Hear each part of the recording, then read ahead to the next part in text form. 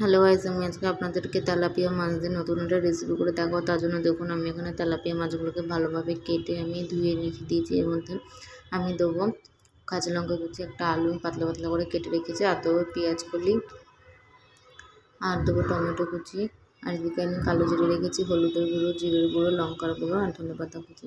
এবার আমি এইগুলোর মধ্যে সমস্ত গুঁড়ো মশলা এগুলো ভালোভাবে মেখে নেবো। প্রথমে আমি এর মধ্যে আন্দাজ মতো নুন দিয়ে দিচ্ছি। এরপর আমি হলুদের গুঁড়ো দিয়ে দেবো,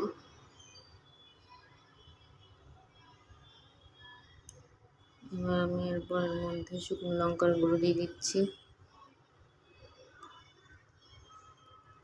গুঁড়ো দিয়ে এবার আমি এর মধ্যে আন্দাজ মতন জিরের গুঁড়ো দিয়ে এবার আমি এটাকে ভালোভাবে মেখে নেবো। আমি একটুখানি উপর দিয়ে কাঁচা সরষের তেলও দিয়ে দিচ্ছি। এবার আমি উপর দিয়ে এবার আমি এটাকে ভালোভাবে মেখে নিচ্ছি।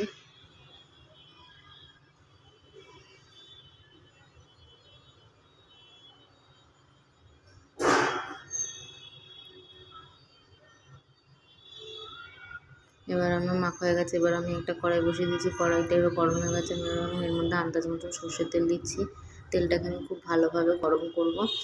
তেলটা গরম হয়ে গেলে এবার আমি এর মধ্যে একে একে কালো জিরে ফোড়ন দিয়ে দেবো। প্রথমে আমি কালো জিরে,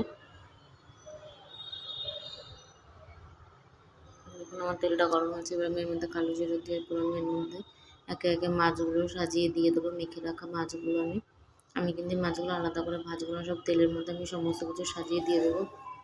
দেখুন দিয়ে দিয়েছি। এবার আমি এর মধ্যে সব সবজিগুলো দিয়ে সব সবজিগুলো দিয়ে এবার আমি মশলা মাখা থালা দিয়ে একটুখানি জলটা দিয়ে এবার আমি এটাকে ঢাকা দিয়ে রেখে দেবো কিছুক্ষণ। আমার মাছ আলু সমস্ত কিছু সিদ্ধ হয়ে যায়। প্রথমে দেখুন আমি ঢাকনা খুলুন, দেখুন আমার মাছটা সমস্ত কিছু সিদ্ধ হয়ে গেছে। মাছ আলু পেঁয়াজগুলো আমার সব কিছু সিদ্ধ হয়ে গেছে। আমি এটা খুব বেশি ঝোল ঝোল রাখবো না, একদম গ্রেভি রাখবো। এবার আমার পুরোপুরি রান্নাটা হয়ে গেছে। এবার আমি এর মধ্যে একটুখানি ভালোভাবে কষিয়ে নিচ্ছি।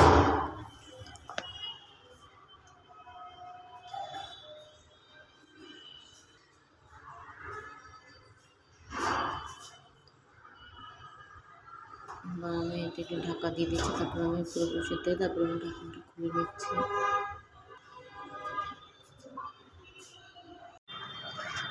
দেখুন আমি ঢাকনাটা খুলে নিচ্ছি। আমার এবার রান্নাটা পুরোপুরি কমপ্লিট হয়ে গেছে। এবার আমি এর উপর থেকে আমি একটুখানি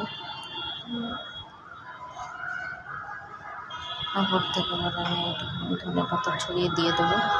দেখুন আমার হাত থেকে তরকারিটাকে কত সুন্দর তেল বেরিয়েছে। আমি উপর থেকে একটু গরম মশলার গুঁড়ো আর ধনে পাতা ছড়িয়ে দিয়ে দিচ্ছি। দিয়ে এবার আমি নামিয়ে পরিবেশন করে আমি তারপরে আপনারা দেখাচ্ছি। ধনেপাতা দিয়ে এবার আমি এখানে থালাটা ঢাকা দিয়ে রেখে দিয়েছি, যাতে ধনেপাতার স্মেলটা থাকে। এবার আমি নেমে নিয়েছি। দেখুন আমার ভিডিওটি যদি এরকম ভালো লেগে থাকে অবশ্যই লাইক করুন, শেয়ার আর সাবস্ক্রাইব করে না।